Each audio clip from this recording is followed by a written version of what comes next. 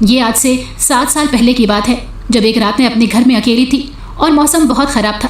میں ویسے ہی بادلوں کی گرج اور بجلی کی کڑک سے ڈرتی تھی، مگر اس رات میرے ساتھ تو کوئی اور بھی وہاں موجود تھا، اس لیے ڈرنا تو لازمی سی بات تھی۔ میں اکیلی اپنے کمرے میں بیٹھی تھی جب باہر والا دروازہ زور زور سے بجنے لگا۔ میرے اندر ہمت ہی نہیں تھی کہ جا کر دروازہ کھولتی۔ میں اپنے بستر پر ہی بیٹھی رہی کہ اچانک مجھے کمرے میں سے بدبو آنا شروع ہو گئی۔ وہ بدبو بڑی عجیب تھی۔ میرا دم گھٹنے لگا اور مجھے ایک دم وہ سب یاد آ گیا جو میں نے کیا تھا۔ میرا نام نائلہ ہے اور میرا تعلق ایک مڈل کلاس فیملی سے تھا۔ میں اس وقت 18 سال کی تھی جب بیاہ کر سسرال آئی۔ میرے سسرال میں میرے شوہر کے علاوہ بیمار ساس اور ایک نند تھی جو اس وقت 8 سال کی تھی۔ ساس کو ٹی بی کا پرانا مرض تھا، اسی لیے علاج نہیں ہو پاتا تھا۔ وہ ہر وقت کھانستی رہتی اور اسی وجہ سے اپنے کمرے تک محدود ہو کر رہ گئی تھی۔ میرے شوہر عامر ہماری شادی سے پہلے ہی سعودیہ میں جاب کرتے تھے۔ پیچھے ان کی ماں اور بہن ہی گھر میں رہتے تھے۔ تب میری ساس ایسے بیمار نہیں تھی۔ کچھ عرصے سے وہ زیادہ بیمار ہو گئی تو اپنے بیٹے کو باہر سے بلا کر ان کی شادی مجھ سے کروا دی۔ شادی کے 8 دن بعد وہ واپس سعودیہ اپنی جاب پر چلے گئے اور میں پیچھے ان کی ماں کی خدمت اور بہن کو پالنے کے لیے رہ گئی۔ میری نند جو کہ 8 سال کی تھی، اس کا نام بانو تھا۔ وہ ایک عجیب قسم کی طبیعت والی بچی تھی، بہت ہی کم گو اور عام بچوں کی طرح شرارتیں بھی نہیں کرتی تھی۔ میرے لیے اسے سنبھالنا اتنا مسئلہ نہیں تھا جتنا پریشان میں اپنی ساس کی وجہ سے تھی۔ ایک تو میری عمر بھی کم تھی، دوسرا میری نئی شادی ہوئی تھی اور فوراً ہی اتنی بڑی ذمہ داریاں میرے نازک کندھوں پر آن پڑیں۔ ابھی میری شادی کو صرف 1 ماہ ہوا تھا کہ اچانک میری ساس کی حالت زیادہ خراب ہو گئی، یہاں تک کہ وہ بستر پر پڑ گئی اور ان کی مکمل دیکھ بھال مجھے کرنی پڑتی۔ عامر روزانہ مجھے کال تو کرتے تھے، مگر آدھے سے زیادہ ٹائم کال پر بھی وہ اپنی امی اور بہن کا پوچھتے رہتے۔ ویڈیو کال کرتے تو ماں کی حالت سے لے کر کمرے کی صاف صفائی تک کا جائزہ لیتے، بانو کے اسکول کے بارے میں پوچھتے اور اس کی دل جوئی کرتے رہتے۔ میرے لیے تو بس ان کے پاس یہ کہنے کا وقت ہوتا تھا کہ امی کا بہت خیال رکھنا، بانو کا بہت خیال رکھنا۔ اس کے علاوہ مجھ سے بس سرسری سی بات کرتے۔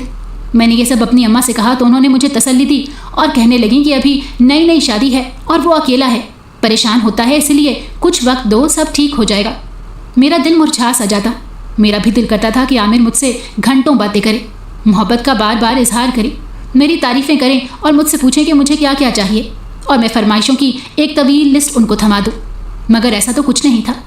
میں روزانہ کال آنے سے پہلے نہا دھو کر سج سنور کر کال کا انتظار کرتی اور مجھ سے رسمی سا حال احوال پوچھ کر اپنی ماں کے بارے میں تفصیلات جاننے بیٹھ جاتے۔ یہ سلسلہ 1 ماہ تک چلتا رہا اور اب مجھے الجھن ہونے لگی تھی کہ ہر وقت عامر کو اپنی ماں اور بہن کی پڑی رہتی ہے۔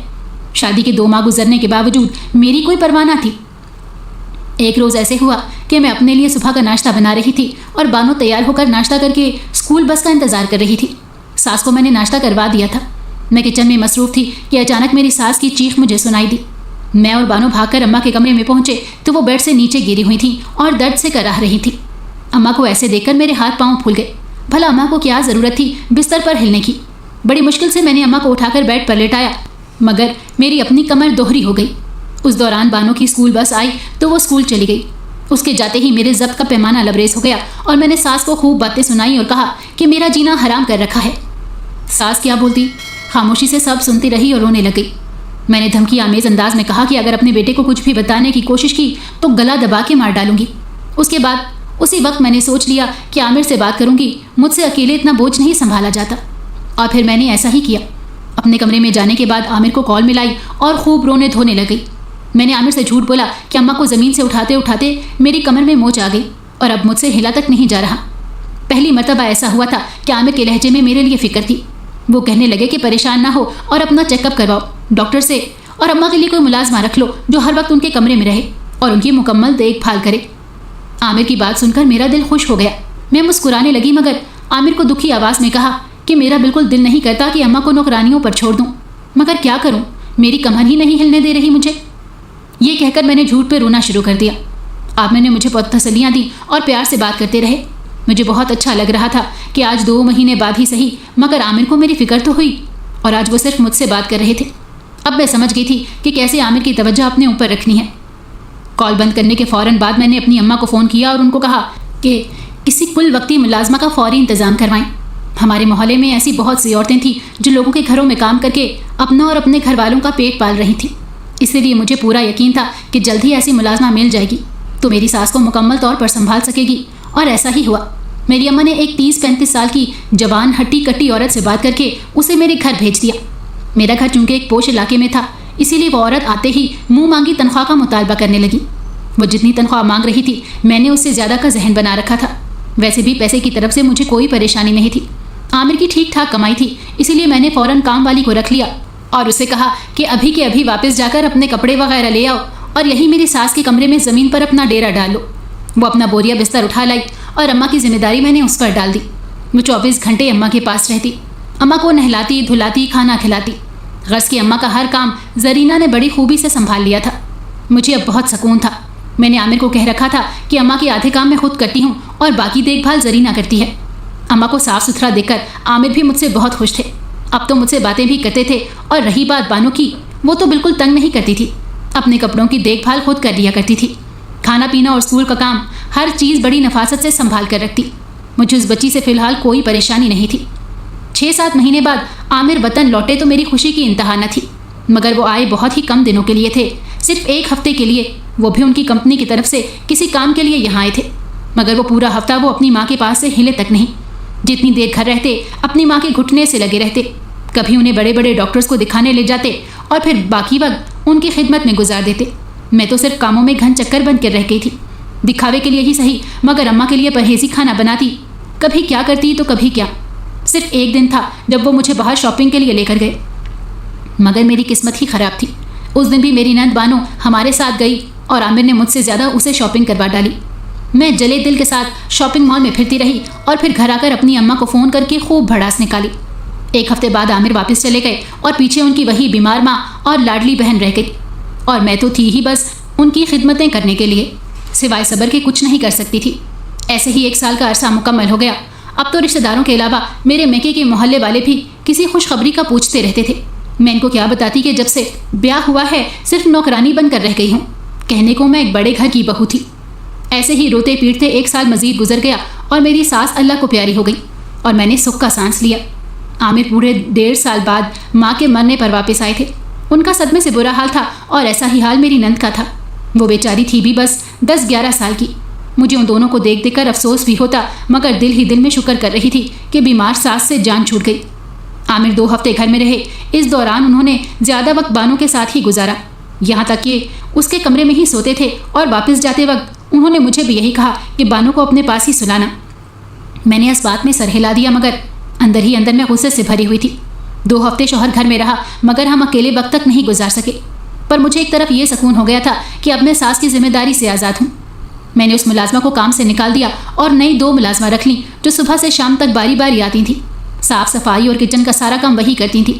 اب میرے عیش تھے، سکون سے جو دل کرتا وہی کرتی تھی، زیادہ وقت آرام میں گزارتی۔ بانو کے کھانے پینے کی ذمہ داری بھی ملازمہ پر تھی۔ وہ صبح ناشتہ کر کے اسکول چلی جاتی اور واپسی پر ملازمہ ہی اسے کھانا وغیرہ دیتی۔ اس کے بعد وہ اپنے کمرے میں ہی رہتی، مجھے بالکل تنگ نہیں کرتی تھی، بلکہ اب تو اس نے باقاعدہ نماز پڑھنا بھی شروع کر دی تھی۔ 11 سال کی عمر میں وہ بہت سادہ سی بچی تھی اور لگتا ہی نہیں تھا کہ وہ بچپن سے لڑکپن کے دور میں داخل ہو رہی ہے، مگر اس کے باوجود مجھے کچھ دن میں ہی احساس ہونے لگ گیا تھا کہ جیسے جیسے وقت گزرتا جائے گا بانو میرے پیروں کی زنجیر بنتی جائے گی۔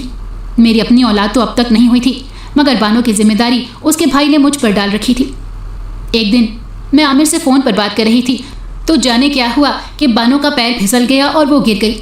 اس کی چیخنے کی آواز سن کر میں دوڑتی ہوئی گئی اور سہارا دے کر اسے اٹھایا۔ عامر نے اسی وقت ویڈیو کال کر لی۔ وہ بہت زیادہ پریشان ہو رہے تھے۔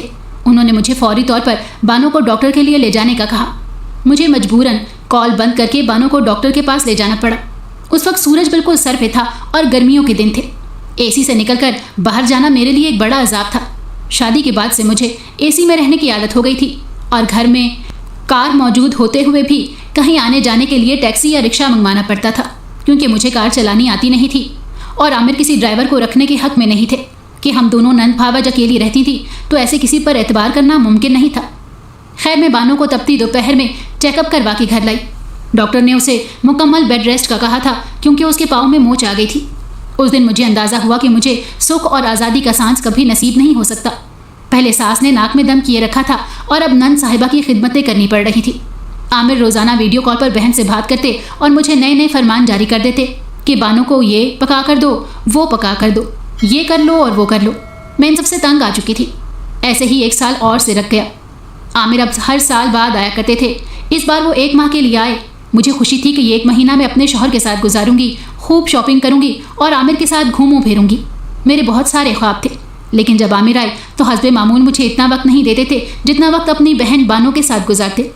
بانو 13ویں سال میں تھی، بڑی ہو رہی تھی تو عامر کو اب اس کی زیادہ فکر رہنے لگی تھی۔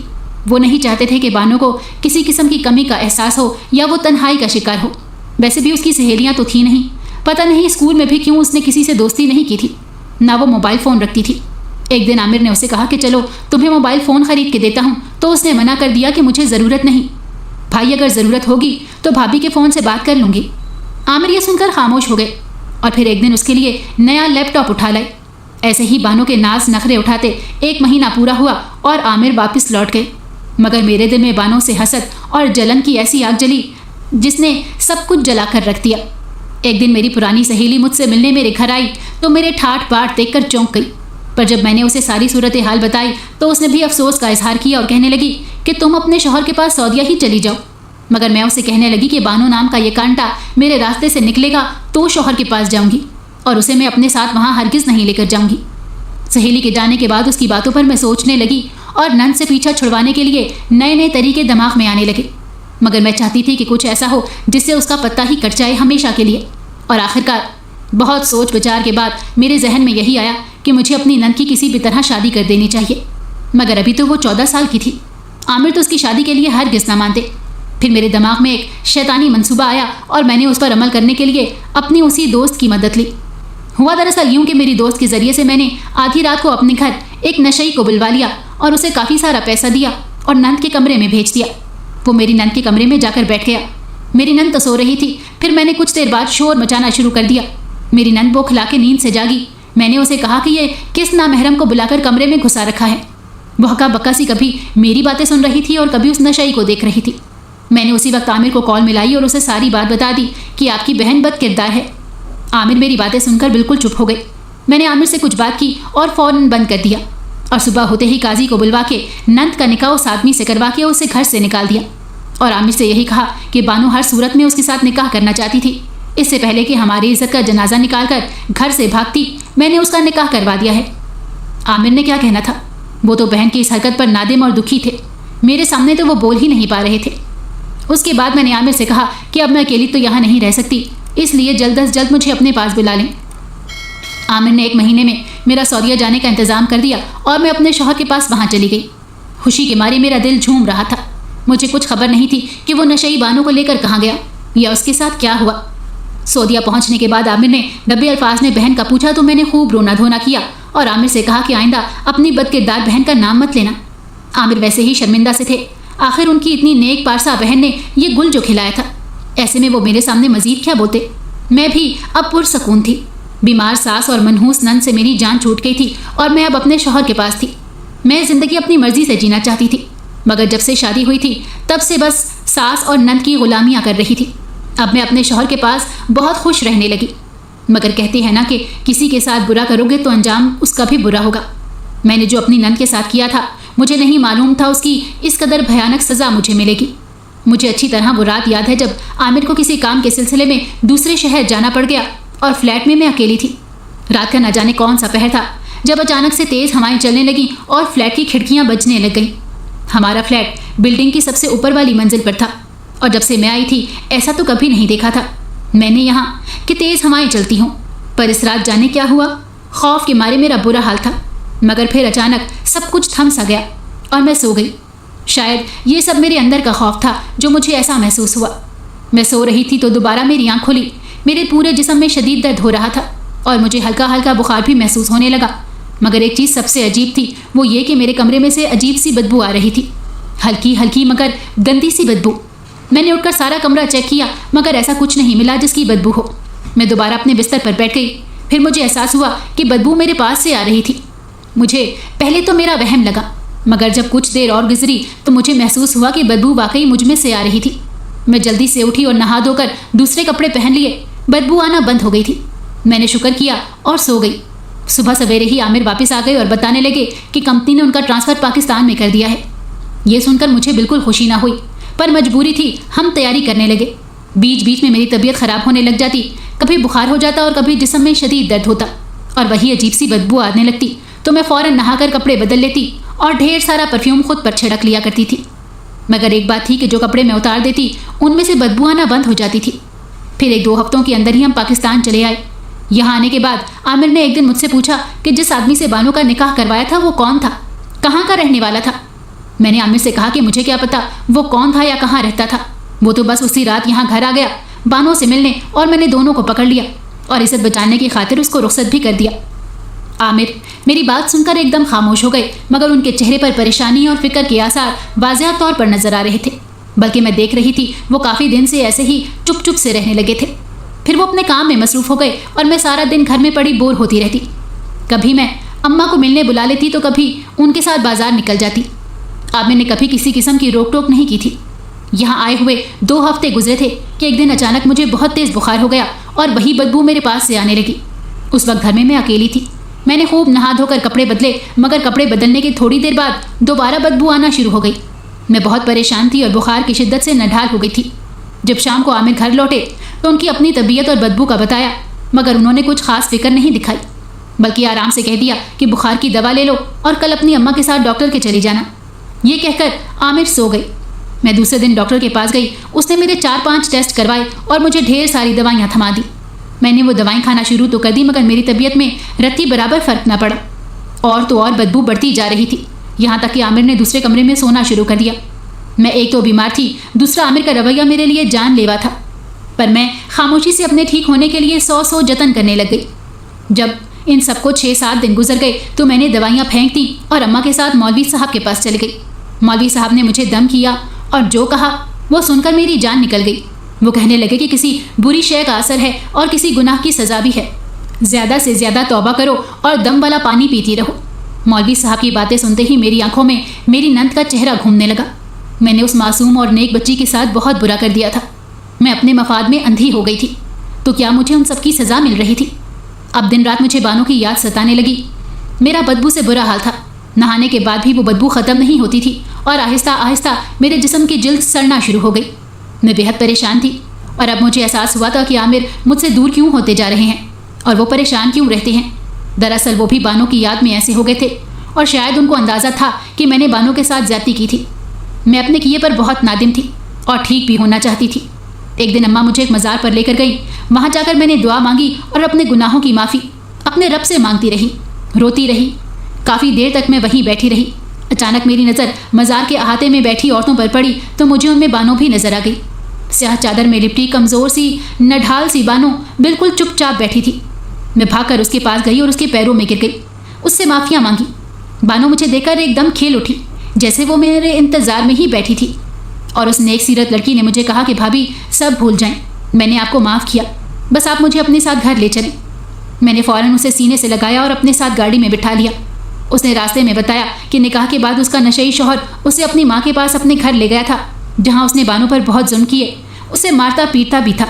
और 1 महीना पहले उसका इंतकाल हो गया था तो सास ने उसे घर से निकाल दिया था। तब से उसने इसी मज़ार में अपना ठिकाना बना लिया था। मैं उसकी बातें सुनकर रोने लग गई और हाथ जोड़कर उससे दोबारा माफ़ी मांगी। उसने मेरे हाथ थाम लिए और मुझे तसल्ली दी। घर आने के बाद बानो ने नहा धोकर कपड़े बदले। मैंने उसे खाना खिलाया और फिर जब आमिर आए तो वो बहुत ज़्यादा खुश हो गए। उन्होंने बहन को सीने से लगा लिया और उससे माफ़ी मांगी, क्योंकि उनको भी यकीन था कि उनकी बहन बदकिरदार नहीं थी। मगर उन्होंने मुझे भी कुछ नहीं कहा। शायद वो समझ गए थे कि मुझे मेरे किए की सज़ा मिल चुकी थी। बानो के आने के बाद घर में भी रौनक हो गई और आमिर का रवैया मेरे साथ अच्छा भी हो गया। वो मुझे डॉक्टर के पास लेकर गए।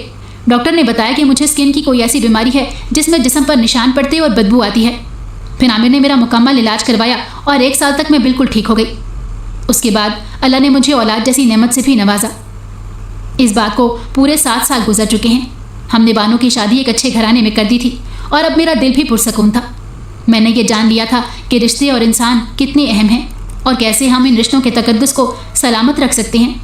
मगर जब भी वो सब याद आता है मेरे रोंगटे खड़े हो जाते हैं।